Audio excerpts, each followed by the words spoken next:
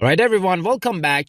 In our previous session, we saw how a forward-reverse motor power circuit works, and today in this session, we're going to go through their control circuits. But before we start doing that, let me add some more equipment to the power circuit that we have. Equipment such as fuses, as well as an overload relay. Now, we can start our work by connecting the phase lines to the fuse, starting by L1, like this. And fuse would be connected to the contactor. Then L2 to the fuse, and then to the contactor. And well, the same goes for L3.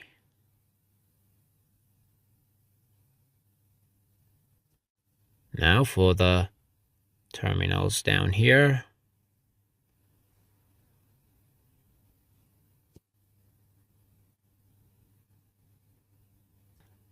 T1 L1, T2 L2, and T3 L3.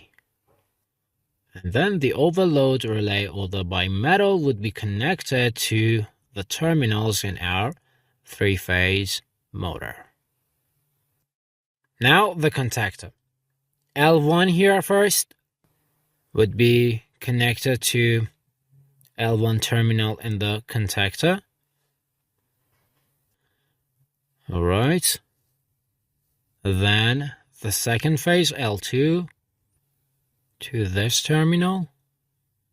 And the third phase, L3, to here. Now, down here, again, phase 1 to phase 1, like this.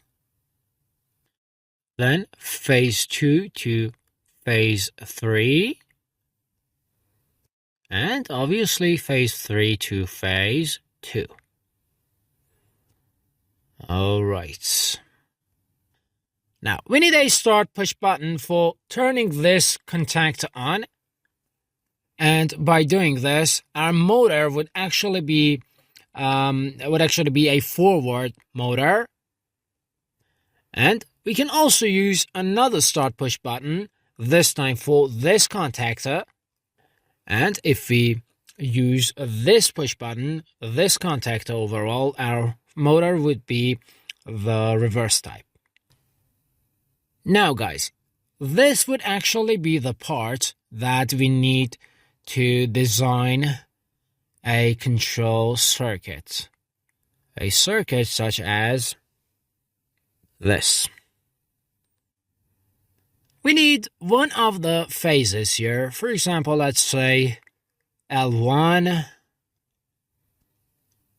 And also, we need a fuse. Then a bimetal normal closed contact. Then after that, we need a stop push button. And after this part, our circuit would be divided into two parts because, well, we have two separate contactors. And you know what they are. One of them is for the forward motor. The other one would be for the reverse motor. Alright, so first, let's connect this to the start push button here. Then after that, connect this to A1.